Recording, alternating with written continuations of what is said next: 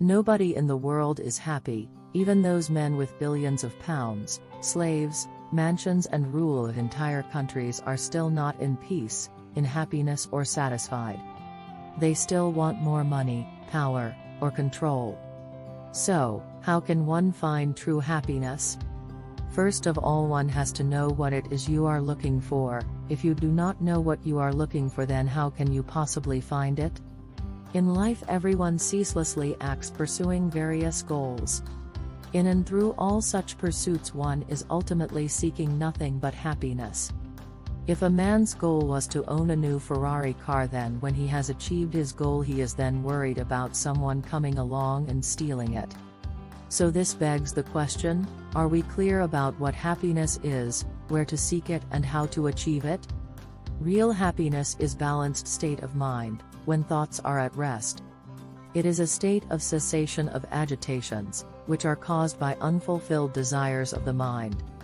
Desire is the thick stream of indiscriminate thought flow within us, drawn towards the world of objects and beings, stimulated by our senses. We entertain desires within to fill the void or overcome the sense of unfulfillment we feel within. To quieten these agitations caused by unfulfilled desires, we go through a variety of experiences at the physical, mental and intellectual levels of our personality.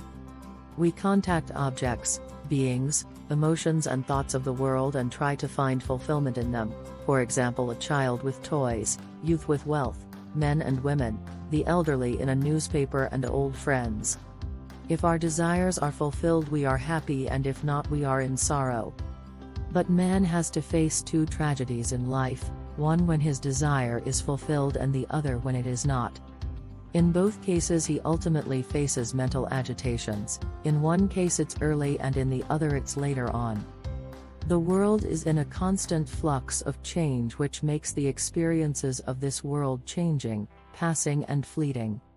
The happiness derived from the world of objects, emotions and thoughts is thus also passing in nature. For example, joy derived from an ice cream lasts only for a while. An old man reads a book or newspaper, which absorbs him for a few hours only. So worldly happiness is not permanent, it is fleeting, it is constantly changing. Therefore, lacking the knowledge of true happiness and its source, one focuses on the world and objects within it to provide us with true happiness. But that results in experiencing instant joys followed by emptiness, sorrow and suffering. For example, you have a thought of buying a new house and you create an idea that when you purchase this house you will be happy. True, you will be happy temporarily providing you manage to purchase the new house and it turns out to be all you expected. But, if you do not manage to purchase that new house, then you will suffer. People do not go after money, people, houses, etc. These are just ideas and concepts. It's the ideas behind the things that drive a person. We project what it's going to be like, but it never is. A young man plucked a beautiful rose to enjoy its fragrance. When he brought the rose in contact with his nose to enjoy its fragrance, a bee inside the rose suddenly stung him on the tip of his nose. The man cried in pain and the rose fell from his hand. In reality, there is not a rose of sensual pleasure that does not have the bee of injury concealed in it. Indiscriminate pursuit of pleasure objects invariably comes up against the law of neutralization. It is the state where any further contact with the objects gives no more happiness, whereas its absence creates sorrow. A person in the midst of riches and plenty may remain dull and bored, yet the absence of these would generate sorrow. A regular alcoholic in contact with alcohol gets no pleasure, but abstinence from alcohol brings him suffering. True happiness, we should realize, does not belong to the realm of the physical, emotional or intellectual levels of our personality. It belongs to our true nature.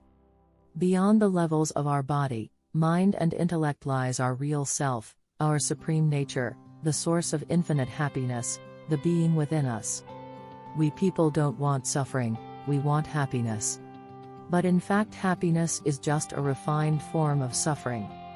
Restraint of the senses does not mean denial of the senses, retreating into a total withdrawal from the sensory world. This is impossible, and even if it could be achieved, the real problem would still not be solved, for the defilements lie in the mind, not in the sense organs or objects. Thus, it's no point looking at a piece of cake, wanting to eat it but recognizing it as desire and throwing away the cake. This is just denial of the senses and is not attacking the root problem in the mind. It is not wrong to eat cake, what is wrong is the idea we have about the cake and everything else we like. We think the more cake or the more money we have, the more pleasure and comfort we get. The key to sense control is indicated by the phrase not apprehending the sign or the particulars. The sign is the object's general appearance insofar as this appearance is grasped as the basis for defiled thoughts, the particulars are its less conspicuous features.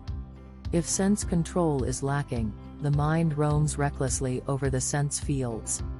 First it grasps the sign, which sets the defilements into motion, and then it explores the particulars, which permits them to multiply and thrive. To restrain the senses requires that mindfulness and clear understanding be applied to the encounter with the sense fields. We don't have access to the freedom within us because it is veiled by our desires. In order to unveil our real self, one must raise oneself above the desires. In order to be notified of my next video, remember to hit the subscribe.